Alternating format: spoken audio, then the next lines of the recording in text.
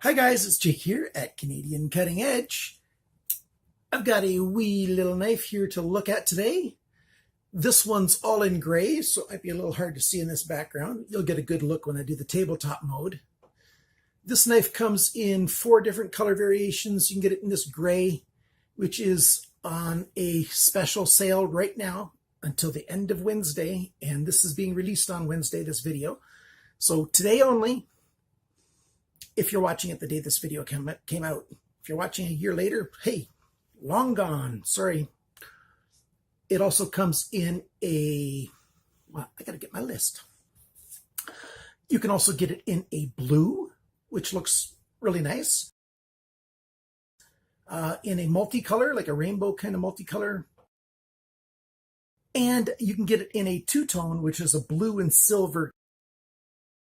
It's definitely a wee little knife, a totally flat grind here, so you can call that a Wharncliffe. If the blade's got a belly, then it's a drop point, not a Wharncliffe or a sheep's foot. It's got to be flat to be a Wharncliffe or a sheep's foot. It's got a bit of a swedge up top here. This is a little frame lock knife.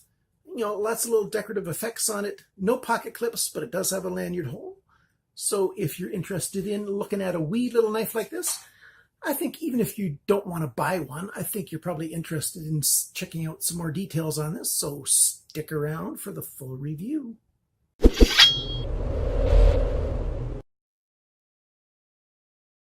Let's begin with a little bit of a size comparison. We've got this 9-volt battery here, and check it out. This knife is almost the same size, except for just a little bit longer than a 9-volt battery.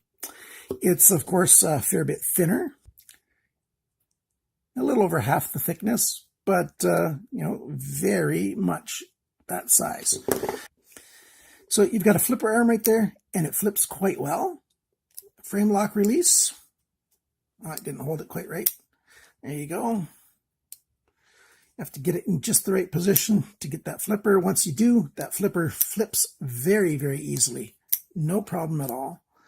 I tend to use 2 hands when I do the release of the frame lock, and that's because there's no over travel stop on this frame lock. It'd be very easy for me to push too hard and overextend that thing, and eventually I would break that. So I try to be quite careful. This is not a user knife. No, it isn't. It's certainly sharp enough to be a small little user knife, but it's probably a good knife to have at home and maybe open the odd package or something. Functionally, could it do more? Certainly it could, but it's more of a kind of knife that you want to have for a little conversation starter. If you're a knife collector, to show your friends and say, look how cool this is, especially if you get some of the other colors. I got the most plain version because this is the lowest price right now. And the other ones, they start to cost a little bit more. And if memory serves, I bought this myself at GearBest from my own shekels, pennies, dollars, coin, cabbage, whatever you want to call it. I bought this, and that's why I bought the most economical version that I could get. You've got TC4 titanium. You've got S35 VN stainless steel blade, and I believe that it's very likely genuine S35 VN steel.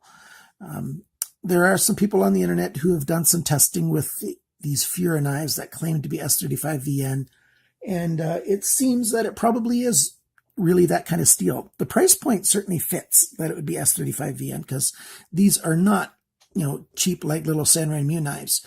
These cost a 3 times the price of a little San Renmu, maybe 4 or 5 times, depending on which knife you choose, of course, because San Renmu's got a number of knives. We've got a saber grind, so that's a flat grind. We've got a swedge up here. You can see when I turn the blade back and forth, and a flat section, and that flat goes right down to the end of the blade right here. Made it very easy for me to clamp into my sharpening system and sharpen. You've got a big sharpener's choil right there. Well, big for the size of the knife. It's almost 2/3 of a hole, like a round hole. Flipper arm, you can see the detent hole in the blade right there. And the detent holds quite well. When it's closed, it holds with a fair bit of retention. It's not going to open up accidentally, at least not too easily. When it's closed, blade alignment is fairly good. It's not perfectly centered. You can see it's a little closer to this side than it is right in the middle. Lockup is a little bit early, just, sort of where I want it to be on a brand new knife. Lots of room to wear across there. You've got nice Torx construction, open pillar construction right there with a nice sort of gold colored pillar right there. It's got a sort of an hourglass type shape on that open pillar right there, and that's sort of a coppery kind of color. Stop pins right there. There you go. You got the nice stop pin, closes in right on that. You've got all kinds of milling on the frame on the outside here on the handle. So you got that little section milled out there. You got a section down here with 4 holes. And then there's 2 steps right there. There's the lanyard hole. And there's another section milled out there, another section right there. Just means there's a lot of stuff going on, but not so much that it's overly busy because it all maintains a sort of theme. So that's a good thing. And they used good quality screws. I like that. A nice little recess on where your thumb goes on the back of the blade right here. Just gives it a little bit of a spot for your thumb to go into to give it a little bit better grip, because your thumb sort of fits into a little bit of that hole, and it serves instead of using jimping, and it actually works quite well. Of course, this choil right here is a little bit small. You're not going to fit your finger in there completely, but you do get a decent 2-finger hold right there, and then your thumb, let's zoom this out. So you get a nice grip that's sort of like this.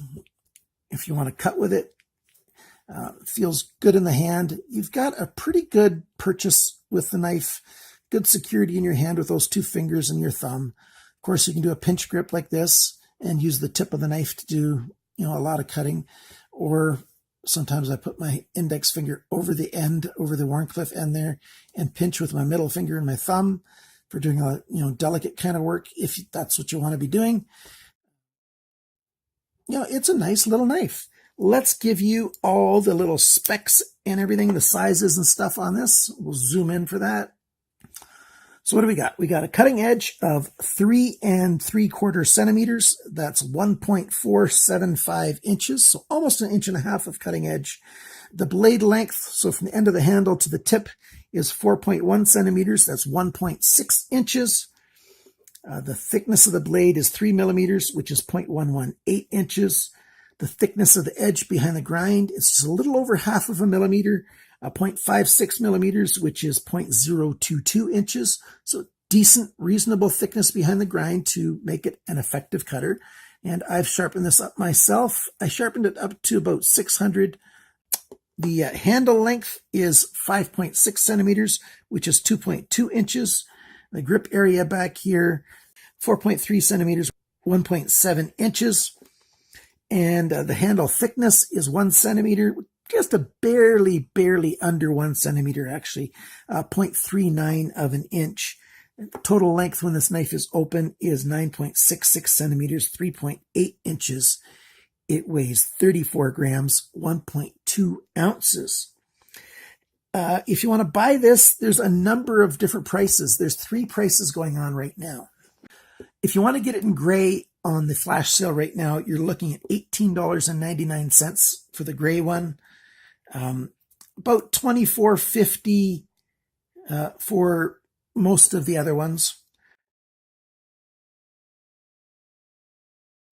That's what you expect for something like this, because you've got genuine titanium, TC4 type class or grade titanium, and S35 VN steel, and it's hardened quite well and it's quite functional. That's sort of what you get. The build is quite good. Let me show you the inside of this knife, taking it apart so you can see inside the pivot. You can see exactly what the blade is riding on.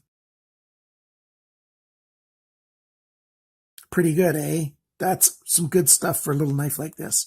And you saw on the inside, there's that cutout. You can see these holes on the inside as well. There's not really any milled out sections for skeletonizing. You know, it is only 1.2 ounces, so it's not an awful lot of weight.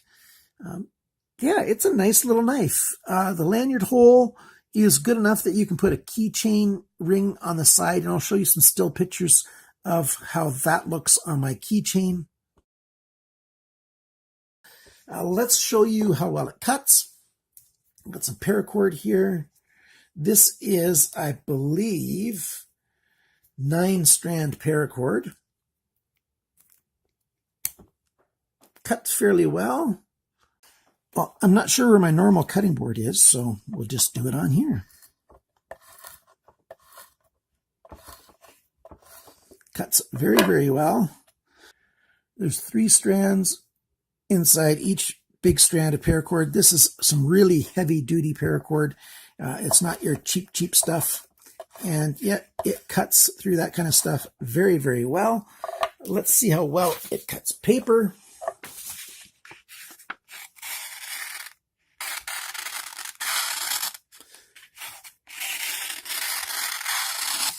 You know, trying to do a push cut just along one spot.